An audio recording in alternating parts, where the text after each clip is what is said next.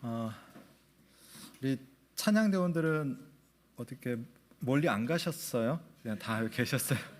네, 아유 다 오셔가지고 너무 감사드리고요. 어떻게 명절에 잘 쉬고 맛있는 거 많이 드셨습니까? 예, 제가 이 은혜라는 찬양을 제가 많이 들어봤는데 제가 들은 음악보다 한 2배 정도 힘이 있는 것 같아요. 힘이 있고 우리 찬양대회도 평소보다 2배 정도 힘을 막 발휘하셔서 소고기 많이 드시고 오셨나. 네, 오늘 귀한 은혜로 하나님의 영광을 또 올려주셔서 감사드립니다. 우리 모든 성도님들 주님의 은혜와 평강이 함께하길 주님의 이름으로 축원드립니다. 아멘.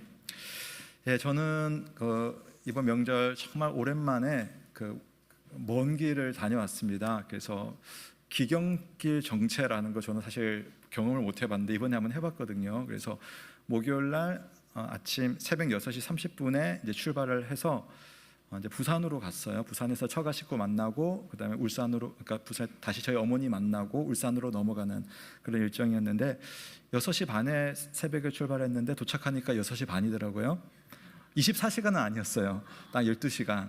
그래서 그래도 뭐 새벽이니까 제 생각에는 출발하면 차가 없을 줄 알았는데 고속도로 타니까 차들이 막 기다리고 있더라고요. 그래서 세워라 내워라 하면서 갔는데 너무 좋았었어요. 저는 그런 어떤 정체된 길을 뭐 가본 것도 너무 오랜만이고 운전하는데 거의 쉬지 않고 갔거든요. 근데 너무 좋았어요. 너무 좋고 애들이랑 또 이야기하면서 가는 것도 자기들끼리 쫑알쫑알하는 것도 너무 재밌었고 긴 시간이 너무 좋았어요. 왜냐하면 도착하면 너무 좋은 사람들이 있잖아요. 우리 처가 식구들도 참 재밌고 좋거든요. 그 처제들, 저희가 아내가 딸 셋인데 딸 셋이랑 다 모이면 거기는 아들 셋 또 밑에 꼬마애 해가지고 애들 한 7명 모여가지고 또 노는 것도 재밌고 참 행복한 시간 또 장인 장모님 모시고 가지고 또 저희 어머니는 또 재미는 없으시지만 제가 그리운 분이기 때문에 그 그리운 사람을 만나는 그 홀어머니를 만나는 그런 기쁨이 있기 때문에 내려가는 길이 참 너무 좋았습니다. 그래서 일정이 너무 짧았어요. 그래서 그러고 나서 이제 올라오는데 이제 토요일에 이제 어머니 만나고 이제 작별하고 올라오는데 다행히 올라올 때는 8시간밖에 안 걸리더라고요. 그래서 평소 4시간 반이면 올 거를 8시간 왔는데 제가 8시간 오는데도 너무 좋았었어요. 뭐 내비게이션이 가다가 고속도로를 안 타고 저기 어디 괴산 쪽으로 내려가가지고요 자연 경치가 너무 아름다운 데를 안내를 하더라고요. 그래서 아내가 자다가 깨더니 여보 우리 뭐 힐링하라고 여기 차가 안내하는 것 같아 그러면서 가다가 서서 계곡에 발 담그기도 하고 하여튼 그랬었는데 너무 재밌었어요. 그런데 제가 생각해 보니까요 오는 길이 너무 좋았던 이유가 있었어요. 바로 주일 때문이었어요. 주일에 우리 성도님들을 만날 수 있고 하나님을 예배할 수 있고 함께 이렇게 얼굴을 마주할 수 있고 눈빛을 교환할 수 있는 것이 제가 그게 너무나 신비스럽고 너무나 귀한 일이라는 생각이 운전하면서 올라오는데 생각이 드는 거예요. 왜냐하면 좋은 가족들이랑 작별하고 부천에 뭐가 있다고. 근데 제가 올라오는 이유는 딱 하나 우리 성도님들 만나는 이 시간을 위해서거든요. 여러분 이 마음을 아는 성경의 고백이 있어요. 아주 유명한 시편인데 시편 133편 1절 너무나 유명한 고백이 있습니다. 보라 형제가 연합하여 동거함이 어찌 그리 선하고 아름다운고 이런 고백이 있습니다. 형제가 함께 지내는 것이 이것은 그냥 피부치만을 말하는 것이 아니에요. 이건 우리 성도들을 말합니다. 성도들이 주님 안에서 함께 하나가 되고 함께 지내는 것이 어찌 그리 선하고 아름다운가. 이건 감탄이고 이건 최고의 표현인 거거든요. 물론 우리가 신앙생활에 익숙해지다 보면 이런 고백이 사실은 실감나지 않을 수 있어요. 왜냐하면 매주 만나는 사람들이기 때문에. 근데 그래서 더 신비하지 않아요? 저는 저희 가족들 1년에 많으면 3번이나 4번을 만나거든요. 근데 그런 가족들 3번, 4번 만나는데 여러분들은 일주일에 1번 이상을 만나요. 여러분 이것이 저에게 이런 가족들이 저에게 있다는 것이 얼마나 신비스러운 일인가. 이 주님이 주시는 그런 놀라운 관계가 우리 안에 형성이 되어 있다는 겁니다. 그래서 오늘 요한일서 말씀을 읽었는데요. 요한일서는 그래서 우리에게 이런 고백을 합니다. 우리 9절부터 10절 말씀 우리 한번 함께 읽어보겠습니다. 시작. 하나님의 사랑이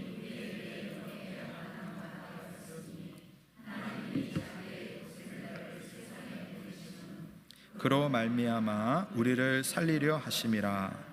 사랑은 여기 있으니 우리가 하나님을 사랑한 것이 아니요 하나님이 우리를 사랑하사 우리 죄를 속하기 위하여 화목 제물로 그 아들을 보내셨음이라. 아멘.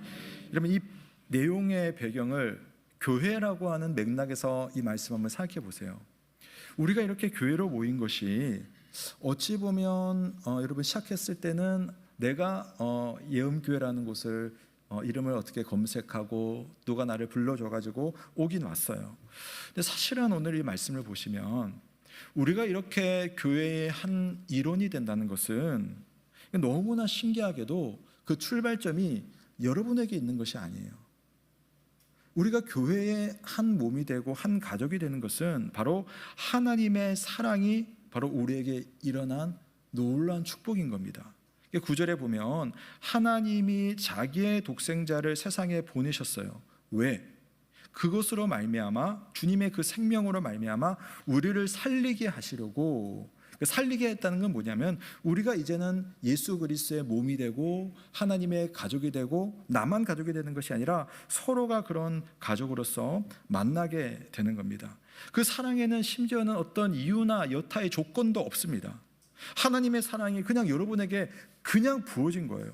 이게 얼마나 신비스러운 일인지. 그리고 더 신비스러운 것은요, 그 사랑을 받은 사람이 이곳 교회에 모여 있는 겁니다. 나만 주님의 사랑을 받아가지고 나 교회에 예배 드려야지, 봉사해야지 라고 하는 게 아니잖아요. 나는 물론 하나님과 1대1의 관계 속에서 나와 하나님의 수직적인 관계 속에서 은혜와 사랑과 생명을 받아서 교회에 온 겁니다. 근데 교회에 와서 보니까 나만 그런 게 아니에요. 나 같은 사람이 여기 얼마나 많이 있는지, 나처럼 하나님의 생명으로, 예수 그리스도의 생명으로, 하나님의 사랑으로 그 사랑을 받은 사람들이 여기 얼마나 이렇게 많이 모여 있는지, 동호회처럼 그냥 회비 내고 즐거움을 위해서 온 것이 아니라 사랑을 받은 것이 너무나 귀해서, 그 사랑이 너무나 감사해서 여기 모여 있는 그 사람들, 이런 분들과 우리가 함께, 여러분 그냥 우리가 이번 주만 올해만 신앙생활하는 건 아니잖아요. 개중에는 우리보다 좀 더 빨리 하나님의 부름을 받는 사람, 그런 성도님들의 마지막까지 지켜줄 그런 성도들이, 여러분 세상에 그런 관계가 가족 외에 없는데 여기 그런 특별한 관계가 있지 않습니까? 얼마나 신비스러운 일입니까? 그래서 사도 요한은 우리 교우들에게 간절한 마음을 부탁해요. 우리 서로 사랑하자. 오늘 말씀이 그거잖아요. 요한일서 전체가 서로 사랑하자. 그리고 우리가 이렇게 부름받아서 여기 온 이상 부름받은 모습으로 서로 사랑하자, 그렇게 말합니다. 7절과 8절을 보십시오. 사랑하는 자들아, 우리가 서로 사랑하자. 사랑은 하나님께 속한 것이니 사랑하는 자마다 하나님으로부터 나서 하나님을 알고, 사랑하지 아니하는 자는 하나님을 알지 못하나니 이는 하나님은 사랑이시기 때문이다. 여러분, 우리가 하나님의 사랑을 받았어요. 예수 그리스도 때문에 하나님의 사람이 되었어요. 그럼 여러분께서 하나님의 사람이라는 것을 여러분 어떻게 아십니까? 내 곁에 누군가가 하나님의 사람이라는 것을 어떻게 알 수가 있습니까? 그것은 바로 우리가 교회로 모였다는 것, 교회 안에서 우리가 서로 사랑하는 것이 참 신비스럽게도 내가 하나님의 사람이고 그 사람이 하나님의 사랑인 것을 우리는 교회를 통해서 확인할 수가 있다는 사실입니다. 할렐루야. 그 사랑을 경험할 수 있는 우리 모두가 되시길 주님의 이름으로 축원합니다. 제가 오늘 말씀의 제목을 그리스도인의 신비한 사랑이라고 했어요. 왜 신비한가? 여러분이 어떻게 그런 사랑을 하시는가? 단지 그것 때문이 아니라 여러분의 사랑의 이유와 출처와 또 그 사랑의 방향이 바로 예수 그리스도를 중심으로 모든 것이 이루어지기 때문에 우리의 사랑은 너무나 신비스러운 사랑입니다. 오늘 저는 관련해서 세 가지를 말씀드리려고 해요. 첫 번째는 그리스도인은 예수 그리스도 때문에 다른 사람을 필요로 한다, 이걸 말씀드리려고 합니다. 여러분은 사람이 필요해서 교회에 왔어요. 근데 왜 사람이 필요한가? 여러분, 이 사람 때문에, 옆에 있는 이 성도 때문에 여러분은 예수 그리스도를 만나십니다. 그 이야기를 드릴게요. 두 번째는 그리스도인은 띄워주세요. 오직 예수 그리스도를 통해서만 다른 사람에게 나아갈 수 있다. 이것도 신비예요. 사랑이 많은 사람은 여러분 사랑하잖아요. 그런데 우리가 성도를 사랑한다는 것은 그냥 핏줄로 맺어진 사람과의 관계랑 너무 달라요. 우리가 경험해서 알겠지만 우리가 다른 사람을 사랑할 수 있는 이유가 뭘까? 여러분이 예수 그리스도를 마음속에 모시고 계시기 때문에 우리는 다른 사람에게 나아갈 수 있다는 것, 그걸 한번 보려고 합니다. 마지막 세 번째로는 참 신비하게 우리가 어떻게 이렇게 연결되었을까라고 하는 것, 그것은 바로 하나님께서 우리를 예수 그리스도 안에서 영원 전부터 택해 주시고 영원토록 하나로 묶어 주셨기 때문에 우리가 이 관계가 이루어진 겁니다. 이게 신기한 거거든요. 이거 한번 시간이 많지는 않지만 오늘 이 세 가지 주제를 가지고 말씀을 드려볼게요. 자, 먼저 첫 번째입니다. 우리 첫 번째 주제를 한번 같이 읽어볼게요. 시작. 그리스도인은 예수 그리스도 때문에 다른 사람을 필요로 한다. 예, 우리들은요 예수님 때문에 다른 사람이 필요해요. 이게 무슨 말일까? 하나님의 백성으로서 하나님 나라의 풍성한 은혜를 누리기 위해서 사실 우리에게 필요한 단 하나의 만남이 있다고 한다면 뭐겠어요? 예수 그리스도와의 만남이에요. 다른 사람을 만나는 것이 아니라 예수 그리스도를 만나는 것이 우리의 인생의 가장 중요한 만남 아니겠어요? 성경의 세례 요한, 베드로, 사도 바울, 또 마리아, 또 죽었다가 살아났던 나사로, 또 키 작았던 세리 삭개오, 이방인 군인 고넬료, 그 외에 수많은 사람들, 이 신약 성경의 모든 이야기는 바로 예수님을 만나고 예수님 때문에 죄 용서를 받고 고침을 받고 영원한 하나님 나라의 은혜를 누리는 이야기가 성경 이야기예요. 바로 예수님을 만나는 것이 우리 신앙생활의 가장 중요한 기초 원리이고 끝까지 우리가 붙들고 가야 될 믿음의 길, 예수님을 만나는 겁니다. 자, 그러면 여러분 예수님 만나셨어요? 예, 아멘이라고 하셔야죠. 예수님 만나셨습니까? 네, 만나셨죠. 자, 그러면 지금은 예수님을 어떻게 만나고 계십니까? 만나셔야 하잖아요. 물론 개인적으로 예수님을 만날 수 있습니다. 예수 그리스도의 말씀을 우리가 들을 때에 그 말씀을 붙들고 하나님 앞에 기도할 때 여러분은 예수 그리스도를 만날 수가 있어요. 그런데 저는 오늘 뭘 말씀드리려고 하냐면은 하나님은 그 방법 외에도 우리가 훨씬 더, 표현이 죄송합니다, 실제적이고 훨씬 더 구체적이고 훨씬 더 실감나는 방식으로 예수 그리스도를 만나는 길을 우리에게 준비해 주셨어요. 그게 뭘까요? 저는 목사니까 저는 사실 성경을 통해서 예수 그리스도를 만나는 것이 가장 좋은데 하나님은요 그 외에도 더 구체적이고 실제적인 것을 주셨다고 해요. 그 길이, 그 방법이 뭐냐면 바로 교회입니다. 교회가요 예수 그리스도를 만나는 길이라는 사실을 아세요? 교회를 이루는 믿음의 동료들이 바로 예수 그리스도를 만나는 통로가 됩니다. 어떤 사람은 교회가 없어도 신앙생활을 할 수 있다고 생각합니다. 왜요? 요즘 유튜브만 켜면 정말 우리 한국에서 내노라하는 설교자들의 설교를 들을 수 있어요. 영어까지 되는 사람이면 전 세계에서 최고로 설교 잘하는 목사님의 설교 들을 수 있습니다. 나쁘지 않아요. 그런 것을 통해서 여러분 말씀을 배우고 또 믿음의 자세를 새롭게 하고 은혜를 받고 자신을 살피는 것은 저는 너무 좋다고 생각해요. 그런데 여러분, 그것은 좋지만 그것만 여러분 한다면 그것은 자칫 신앙적인 지식과 감정적인 만족에 불과하지 예수님을 만나는 성경적이고 정당한 방법이 아니에요. 왜 그러냐? 여러분, 교회를 누가 여러분에게 주셨어요? 예수님께서 주시지 않았습니까?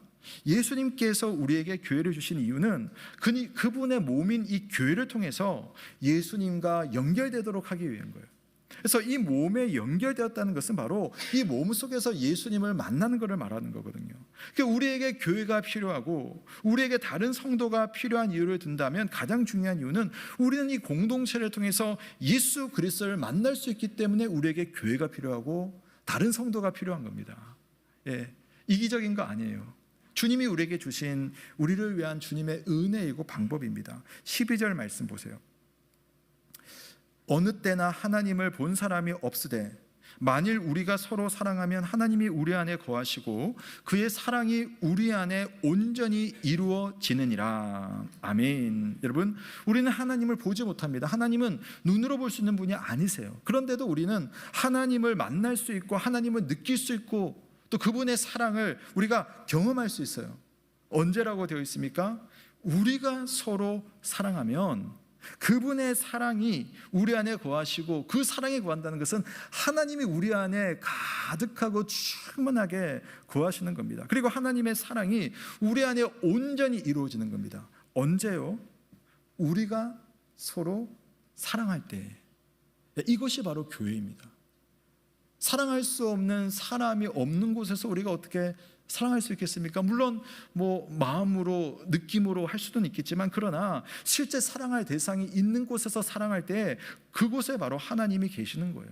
그러면서 여러분, 유튜브 안에서 서로 사랑할 수 있습니까? 영상 속의 목사님이 실제로 그분의 교회 안에서 너무나 훌륭한 분이시고 그분의 말씀이 우리에게 도움은 됩니다마는 그 목사님께서 여러분의 영혼을 살피고 여러분을 위해서 기도하고 여러분을 위해서 울어줄 수 있고 여러분을 위해서 장례하실 수 있습니까? 유명한 교회에 비해서 실상은 보잘것없다 할지라도 그럼에도 우리가 오늘 우리에게 나의 교회가 필요한 것은 각각 예수님의 몸인 우리들이 서로 접붙여서 살아가도록. 그래서 어울려 살다가 때로는 넘어지고 때로는 실패하고 때로는 일어나고 그러다가 싸우기도 하고 그러면서 다시 화해하는 가운데 여러분 어떤 일이 일어나는지 아세요? 거기 예수님이 오시는 거예요. 여러분이 미운 사람 용서한 그곳에 예수님이 계시는 겁니다. 내가 저 사람 잘 섬기려고 내가 낮아지고 섬기다 보면 거기에 예수 그리스도가 우리 안에 계시는 거예요. 때로는 내가 항상 잘할 수는 없잖아요. 때로는 내가 넘어지기도 하고 힘든 일 당해서 울고 괴로워하는 그때에 누군가가 내 이야기를 들어주고 나를 위해 기도하고 나와 함께 울어주고 나를 위해 그 마음을 나눠줄 때 그러면 거기에 예수 그리스도가 계시는 겁니다. 예수님의 손이 그 사람을 통해서 나에게 오고 예수님의 마음이 나를 통해 그 사람에게 가는 그러한 일들이 어디에서 일어나느냐? 바로 주님의 교회에서 일어난다는 사실을 믿으시기를 바랍니다. 그래서 여러분, 교회는 중요합니다. 교회가 바른 교리와 또 믿음 안에 또 제대로 예배가 드려지고 있는 교회라면 부족할 수는 있습니다. 그러나 주님이 왜 나를 이 교회에 부르셨는가라고 할 때 주님은 부족함 속에 부족하면 부족한 대로 그 부족함을 채우시는 예수 그리스도를 바라보고 만나는 그 은혜가 그 교회 안에 있는 거잖아요. 그런 은혜가 그런 예수 그리스도 때문에 다른 성도들이 필요하고 또 그 성도들이 예수 그리스도 때문에 내가 필요하다는 사실을 생각하며 그렇게 주님 앞에서 하나님의 교회를 함께 이루어 나가시는 저와 여러분 되시길 주님의 이름으로 축원합니다. 자, 그런데 실제적인 문제가 하나 있습니다. 이건 이상은 좋죠. 원리는 좋죠. 이렇게 하면 교회가 얼마나 은혜스러워 좋아요. 하지만 현실은 그리 녹록지 않습니다. 그건 여러분 자신을 곰곰이 생각해 보시면 알아요. 우리 안에 있는 이 죄의 성향들이 다른 사람들을 바라볼 때 정말 말씀에 은혜 받고 기도하고 잘해야지 하고 실제 여러분 딱 만나는 순간에 깨어지는 때가 종종 있어요. 왜냐하면 사람이기 때문에 우리는 죄인이기 때문에 그래서 나는 나대로 그 사람을 판단하고 그 사람은 그 사람대로 자기 경험으로 나를 대하다 보면 의견도 맞지 않고 또 분쟁하기도 하고 때로는 미워지기도 하고 순간적으로 원수처럼 느껴지는 그러한 일들도 있습니다. 사도 요한이 뭐라고 하시는지 또 사도 요한이 그 말년에 여러분 했던 설교들이 다 사랑에 대한 설교였거든요. 그분이 했던 말이 그럼에도 불구하고 사랑하라 였어요. 사랑하라. 그래도 서로 사랑하라. 문제는 우리에게 그 사랑의 능력이 사실은 충만하지 않다는 겁니다. 그러면 그 능력이 우리에게 없는데 어떻게 그러면 이 말씀을 순종할 수 있겠습니까? 그것이 오늘 우리 그리스도인의 두 번째 신비예요. 두 번째 신비, 두 번째 주제를 한번 읽어보겠습니다. 노란 것 2번 함께 읽습니다. 시작.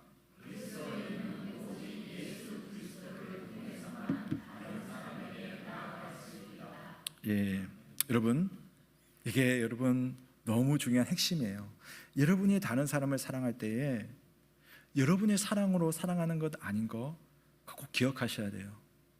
내가 많이 가졌으니까 그 사람한테 내가 베풀어 준다, 그거 아닌 것 여러분 기억하셔야 돼요. 여러분이 우리가 그리스도 성도로서 누군가를 사랑한다는 것은 내가 가진 것이 많아서 내가 인품이 좋아서 사랑하는 것이 아니에요.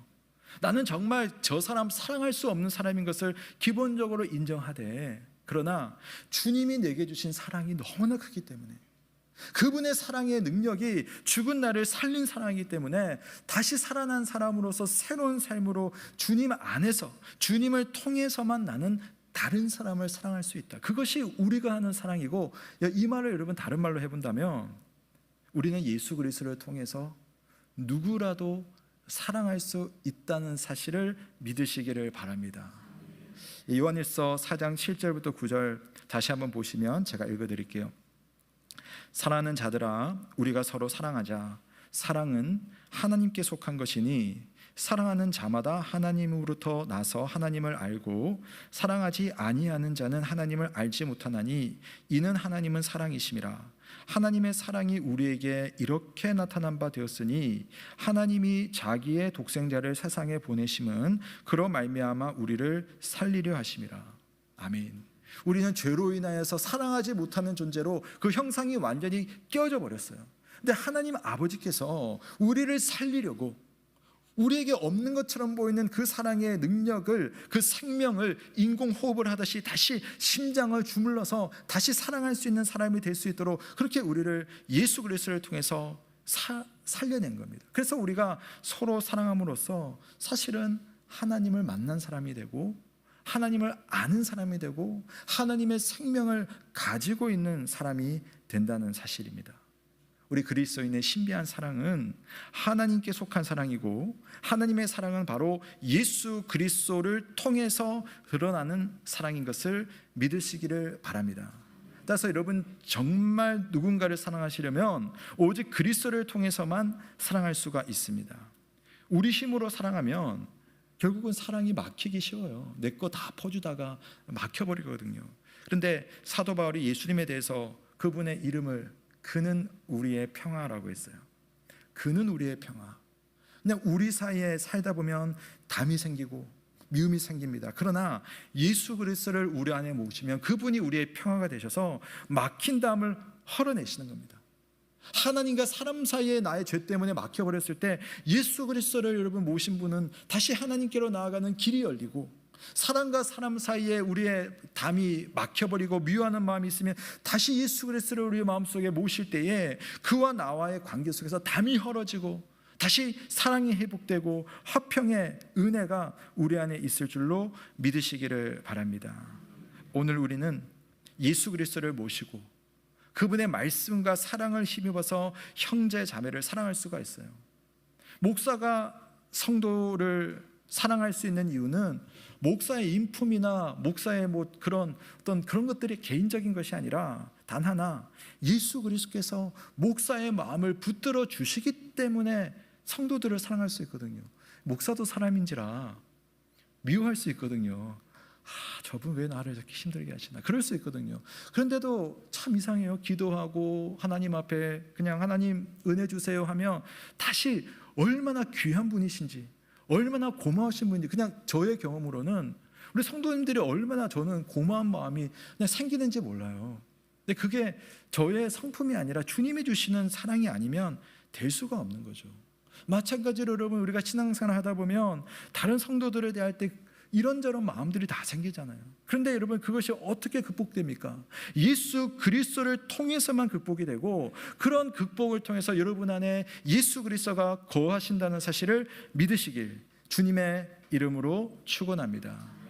그리스도가 없을 때는 하나님을 알지도 못하고 부를 수도 없으며 그분께 나아갈 수 없습니다. 그리고 그리스도가 없으면 우리는 형제를 알아볼 수도 없고 그분에게 제대로 나아갈 수도 없습니다. 그러므로 여러분, 우리가 예수 그리스도를 모시고 우리가 함께하는 이 신비스러운 형제와 자매들을 사랑할 수 있기를 주님 앞에, 주님 제 삶 속에 찾아와 주십시오, 기도할 수 있기를 바랍니다. 그리고 이제 뭐 지금 10월 달이니까요. 이제 2달 남았습니다. 저희 이제 당회에서 예상하기로는 12월 중에 이제 교회를 합해서 이제 교회를 제가 이사할 거거든요. 이제 2달 정도 남은데 다시 새로운 교인들과 만나면 얼마나 여러분 사실 번거롭겠어요. 여러분 정말 뭐 힘든 일을 사실 선택하신 겁니다. 제가 너무 그래서 감사하고 고마운데 그렇게 되었을 때 우리는 어떤 마음으로 상대방을 만나고 그들과 어울려 살아갈 것인가? 우리 힘으로는 여러분 아마 힘들 거예요. 사실 교회당도 우리보다 그렇게 넓지도 않습니다. 어찌 보면 좀 좁을 수도 있어요. 실제로 좁습니다. 그러나 그런 속에서도 그 교회 성도들은 우리 예언교회 성도들을 함께 이 자리에서 모여서 함께 한 교회가 되기 원하고 우리도 그곳으로 이사가서 주님의 몸으로서 함께 서로 섬기는 거잖아요. 그러려면 우리의 힘과 우리의 능력과 우리의 마음의 편안함이 아니라 예수 그리스도가 주시는 그 마음으로 형제를 형제로 자매를 자매로 받아들이는 겁니다. 그래서 바라기는 저도 늘 기도하고 있는데 예수님께서 우리들의 마음을 붙들어 주옵소서. 그런 하나님의 사랑 있는 교회가 되시길 주님의 이름으로 축원합니다. 마지막 세 번째로 우리 그리스도인이 신비한 사랑을 할 수 있는 것은 이것도 참 신비해요. 우리 3번 한번 읽어보겠습니다. 시작.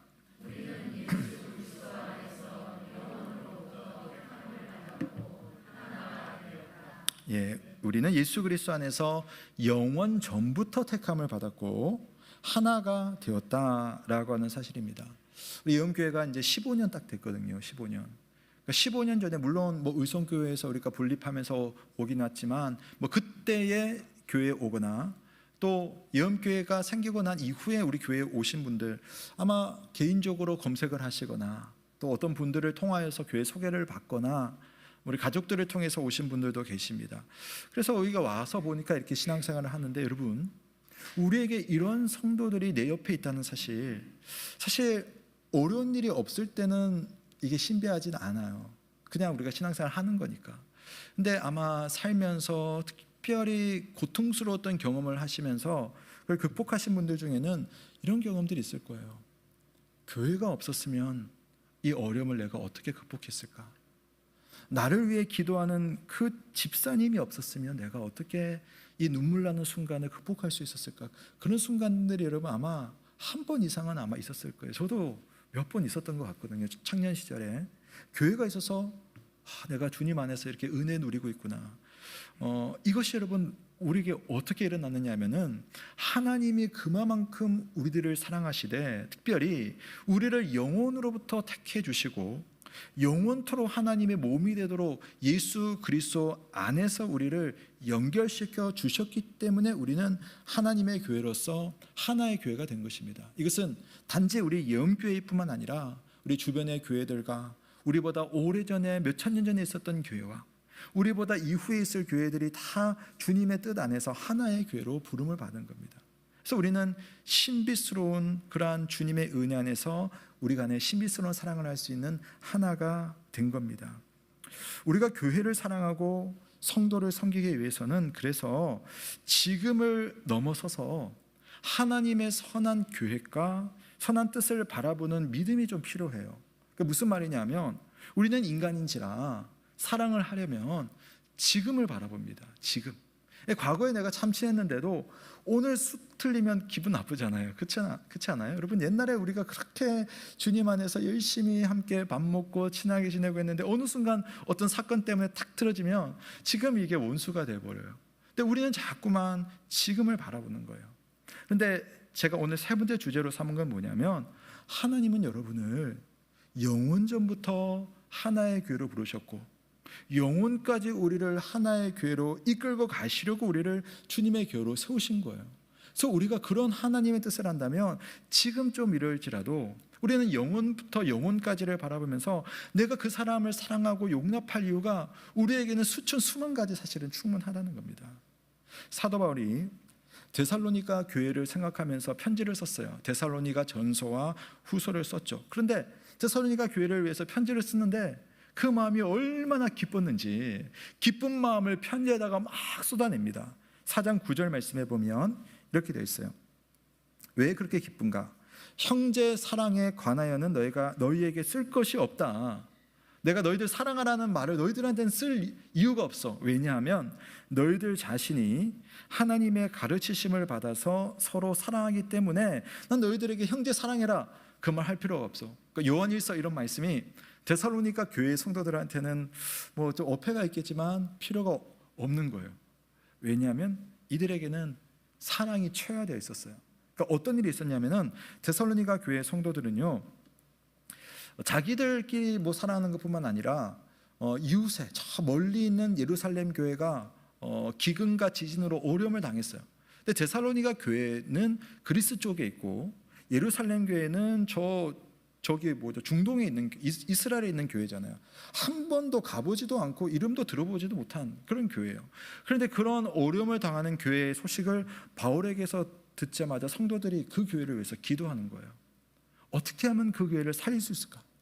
어떻게 하면 그 교회를 도울 수 있을까? 그래가지고 함께 마음을 써가지고 헌금을 해가지고 부조를 그 교회에다가 바울을 통해서 보낸 겁니다. 근데 이게 어떤 바울이 막 강요한 것도 아니고 그들의 마음이 기쁨으로 한 겁니다. 그래서 이 편지에 쓴 거예요. 형제의 사랑에 관하여서는 너에게 쓸 것이 없으면 너희들 자신이 하나님의 가르치심을 받아 서로 사랑함이라. 사랑할 대상이 주님 안에서, 하나님 안에서 얼마나 무궁무진한가라고 하는 것을 말해주고 있습니다. 여러분, 성경은 우리를 예수님의 몸으로 부르셨어요. 우리는 우리가 알고 원하기도 전에 이미 예수 그리스도 안에서 다른 성도들과 함께 선택이 되어서 일단 눈에 보이는 교회 안에서 이렇게 한 몸이 되었어요. 왜? 사랑하라고. 왜? 나 때문에 누군가가 예수 만나고 저 사람 때문에 내가 예수 만나고 또 우리는 이런 교회가 또 다른 교회를 섬김으로써 그런 주님의 사랑을 경험하는 교회가 되도록. 그래서 우리가 영원히 서로에게 연결이 되어 있습니다. 형제의 얼굴을 바라보는 자가 반드시 알아야 할 것은 그분이 예수 그리스도 안에서 나와 영원히 함께 있는 주님의 몸으로 연결되어 있다는 사실, 그 사실을 믿으시기를 주님의 이름으로 축원합니다. 제가 한 두어 번 여러분에게 소개를 해드렸는데요, 그래도 오늘 설교에 좀 필요한 부분이어서 조나단 에드워즈 목사님의 설교 중에 황당한 설교의 제목이 있어요. 기억하시는 분, 또 우리 성도님들 중에 저랑 읽어보신 분도 계시는데 이런 제목입니다. 심판날에 다시 만날 분쟁하는 목사와 성도들이라는 설교 제목이 있어요. 아니, 이런 설교를 어떻게 했나 싶은데, 심판날에 다시 만날 분쟁하는 목사와 성도들인 겁니다. 그러니까 조금 더 생각해 보면 이런 겁니다. 함께 천국에 부름받을 사람들이잖아요. 저와 여러분은 다 천국 갈 사람들이죠. 그렇죠? 천국에 갈 사람들이에요. 그런데 신앙생활을 하다 보니까 뭐가 안 맞아요. 목사가 뭔가 잘못을 했어요. 그래서 이제 성도님들이 목사에게 이야기하고 당회가 건면하는데 목사가 그걸 받아들이지 않는 거예요. 예를 들어서 그래가지고 목사가 막 화가 나가지고 화를 내고 성도들이랑 싸우는데 이제 성도도 화가 난 거예요. 그러니까 목사랑 성도들이랑 막 붙어가지고 막 서로 뭐 조주하듯이 막 그렇게 막 싸우고 있는 겁니다. 자, 그것을 에드워즈 목사님이 설교로 쭉 풀어냅니다. 성경적으로 다 풀어내요. 근데 그분의 결론은 뭐냐면, 자, 우리가 다 함께 천국에 들어갈 사람들인데 이 땅에서는 싸우고 있어요. 그러다가 주님이 어느 날 재림하셔서 딱 나타나시면 요한복음에 보면 우리가 다 부활을 하게 돼 있어요.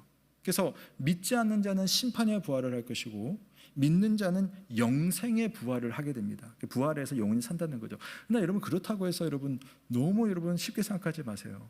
믿는 자들도 영원한 생명의 부활을 하겠지만 하나님, 예수님 앞에 우리의 삶에 대해서 주님 앞에 한번 드러내는 순간이 있어요. 자, 그런 순간이 되었을 때에 양측은, 싸웠던 그 두 당사자는 하나님 앞에서 뭐라고 말을 할 건가? 하나님 앞에 목사가, 하나님, 저 장로님 때문에 내가 지금 화낸 거예요. 장로님은 저 목사가 교회를 힘들게 했어요. 막 싸우는 거예요. 그래서 하나님께서 오늘 이 성경 말씀, 예를 들어 요한일서 말씀에 내가 너에게 뭐라고 말했느냐 라고 할 때 너희들은 하나님 앞에 어떻게 서겠는가? 이것이 바로 심판날에 다시 만날 분쟁하는 목사와 성도들이라는 설교 속에 담겨있는 그런 내용입니다. 왜 이렇게 됩니까? 지금 눈에 보이는 것만 우리가 생각하기 때문이에요. 우리가 하나님 안에서 영원부터 선택을 받았고 영원토록 함께 살아갈 가족으로서 여러분 부름을 받았다면 우리는 어떻게 서로를 대해야 될 것인가? 요한일서 4장 13절 말씀에 그의 성령을 우리에게 주심으로 우리가 그 안에 거하고 그가 우리 안에 거하시는 줄을 아느니라. 우리 자신이 하나님 안에서 예수 그리스도 안에서 얼마나 귀한 존재인지를 알아가기를 주님의 이름으로 축원합니다. 성령께서 우리 안에 계셔서 우리가 하나님 안에 살고 하나님이 우리 안에 사는 것, 그리고 성령 충만한 사람은요, 부족한 저 사람 안에 있는 예수 그리스도, 저 사람 안에 지금도 역사하시는 예수 그리스도가 보이기 때문에 그 사람을 사랑하고 그 사람을 위해서 기도할 수가 있는 겁니다. 독일의 유명한 신학자 디트리 보네포가 공동체라는 책에서 상당히 저는 너무너무 감동적인 그런 비유적인 글을 읽어볼 수가 있었는데요. 한번 제가 읽어드릴게요. 하나님께서 우리에게 공동체를 주신 것은 끊임없이 공동체의 체온이나 제보라고 주신 것이 아니다. 다시 읽어볼게요. 이게 무슨 말인지 한번 생각해 보세요. 하나님께서 우리에게 교회를 주신 것은 끊임없이 교회의 체온이나 제보라고 주신 것이 아니다. 그러니까 체온을 잰다는 것은 비유적인 표현이에요. 지금 교회가 정상인가 아닌가를 계속 이렇게 재어보는 거예요. 우리 체온계 재듯이 재어보는 거예요. 사실은 그냥 재는 것만 중요한 것이 아니거든요. 하나님께서 여러분에게 교회를 주신 것은 이것저것 판단만 하라고 교회를 주신 게 아니에요. 목사 설교가 이렇네, 장로님들이 이렇네, 권사님들이 왜 기도 안 하시지? 왜 우리 교회에는 이런 부분들이 이래? 계속 판단만 하는 상태를 공동체의 체온이나 끊임없이 재어본다는 겁니다. 근데 보네포 목사님은 뭐라고 했냐면, 하나님은 그러라고 우리에게 공동체를 주신 것이 아니래요. 하나님은 참 희한하게도 좋은 사람을 골라내서 교회를 부른 것이 아니라 있는 모습 그대로 여러분 같은 사람을 교회로 부르셨다, 이거 아닙니까? 내 기준에 적합해서 사랑하고 섬기는 것이 아닙니다. 그저 여기에 예수 그리스도의 부름을 받아서 영원한 하나님의 몸으로서 나와 연결된 사람이 여기 있기 때문에 우리는 믿음으로 사랑하는 거예요. 믿음으로 예수 그리스도를 통해서, 예수 그리스도 안에서 예수 그리스도의 계획대로 우리는 교회의 하나됨을 이루어가는 것입니다. 그런 사랑이 우리 현 예언교회 2달간 남은 기간들도 여러분 사랑하시고, 앞으로 우리가 새로운 교회를 이룰 때도 그런 사랑이 있기를 주님의 이름으로 축원합니다. 오늘 오후 예배가 없거든요. 그래서 제가 한 말씀만 더 드리고 말씀을 마칠게요. 제가 2주 전, 3주 전인가요? 목회자 세미나를 다녀왔습니다. 그 세미나 이름은 가정교회 세미나거든요. 가정교회. 그래서 어떤 분들은 가정교회, 통일교회 교리 중에 가정에 대한 이야기가 있는데 그런 개념이 아니고요. 우리 고신교단에서 훌륭하고 건강한 교회, 구미남 교회이고요. 또 타 교단에서도 이런 어떤 교회 운동을 하고 있습니다. 그래서 지금은 아주 건강하고도 우리 한국교회 안에서 좋은 교회의 어떤 운동으로 그렇게 해석이 되고 있는 그런 모임들이에요. 저희 가서 목사님 말씀, 그 다음에 목사님 목회 방향들, 그 다음에 교회가 어떻게 이렇게 이루어져 있고 성도들이 어떻게 신앙생활을 하는지 그냥 그 자리에서 이렇게 그냥 계속 구경하고 강의 듣고 한 일주일간을 그랬거든요. 성도 집에 머물렀어요. 저는 다 목사님들이 성도님들 가정에 집에 각각 머물렀거든요. 머물면서 저에게 강의도 너무 인상적이었는데 가장 인상적이었던 것은 그 교회 안에서 이루어지는 소그룹이었어요. 소그룹 모임. 그러니까 오늘 우리는 이제 구역으로 모이잖아요. 근데 거기는 목장으로 모입니다. 목장. 그래서 그 목장이라고 하는 것이 거기는 이제 금요일 날 이제 저녁 시간에 이제 그 목장마다 이제 시간은 다 배분하겠지만 대부분 이제 금요일에 금요기도회를 따로 하지 않고 목장 모임을 하는 거예요. 목장 모임을 하면 그냥 가족들이 모입니다. 적으면 한 3가족에서 한 5, 6가족이 함께 모여 애들까지 할 수 있으면 다 모입니다. 그래서 먼저 식사를 거기는 이제 리더를 목자 목녀라고 하거든요. 그래서 식사 준비를 막 해요.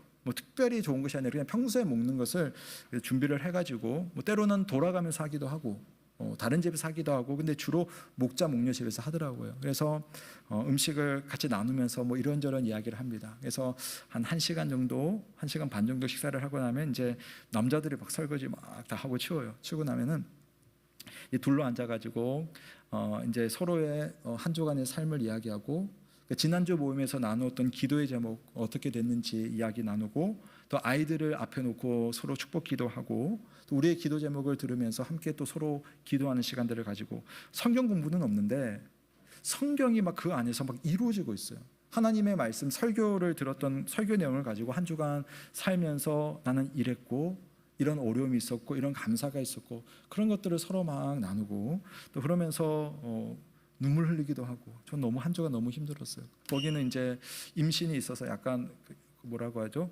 임신 당뇨가 있고 해가지고 좀 힘들고 막 그런 분들 있었고 또 한 분은 좀 우울증이 있어가지고 우울증 있는 가운데서 또 약간 공황 장애도 있고 해서 이제 거기 출석하는 분들, 근데 그 안에서 막 서로 울기도 하고 서로 기도하기도 하고 심지어는 그들을 돌보는 목녀도 작년에 그 우울증 진단을 받아가지고 약 먹고 그런 거예요.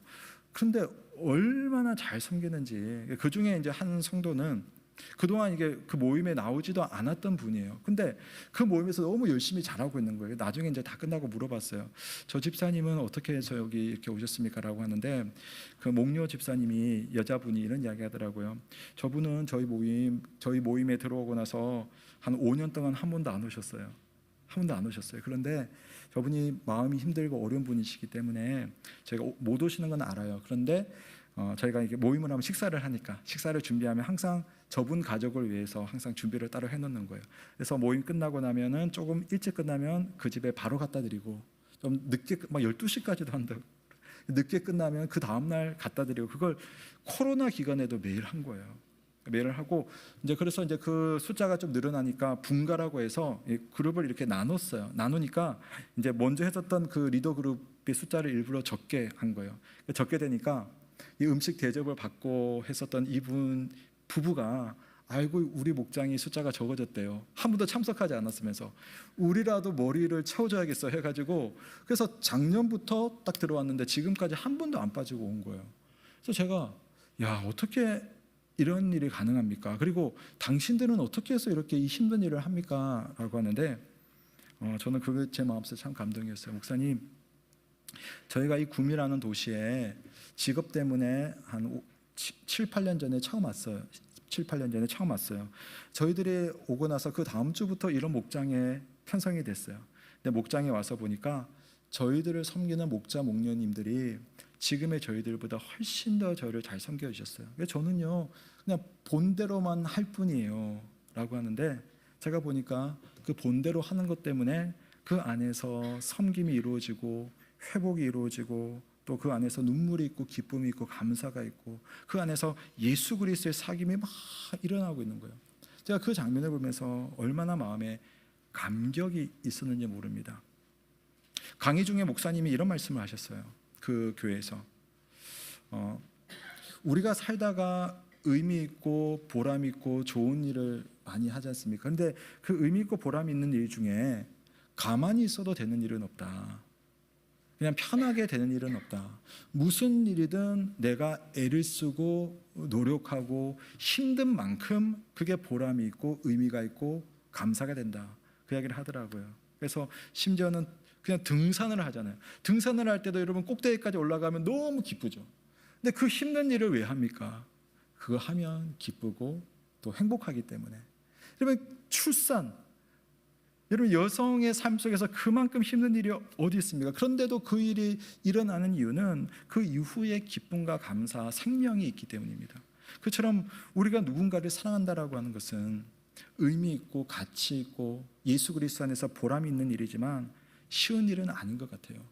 누군가를 용서하고 누군가를 용납하고 누군가를 초대하고 누군가를 대접하는 것은 참 어려운 일입니다. 그러나 그 일이 있을 때 오늘 요한이 말하는 것처럼 바로 거기에 하나님이 함께 계시고 바로 그 일을 통해서 우리가 하나님을 알아가고 그런 누군가를 통해서 또 다른 누군가가 예수 그리스도를 만나는 것입니다. 그것이 우리에게 신비스러운 사랑으로 주님 안에서 성취될 수 있기를 주님의 이름으로 축원합니다. 오늘 세 가지 말씀드렸습니다. 그리스도인의 신비한 사랑, 예수 그리스도 때문에 다른 사람을 우리는 필요로 합니다. 그리고 예수 그리스도를 통해서만 우리는 다른 사람을 섬길 수 있습니다. 그리고 알고 보니 우리는 예수 그리스도 안에서 영혼으로부터 택함을 받았고 하나가 된 사람들입니다. 이 원리를 기억하시고 우리 안에 이 신비스러운 사랑이 일상이 될 수 있기를 주님의 이름으로 축원합니다. 아멘. 주신 말씀 감사드리며 우리 찬송가 465장 주 믿는 나 남 위에 찬양드리며 봉헌하고 기도하겠습니다.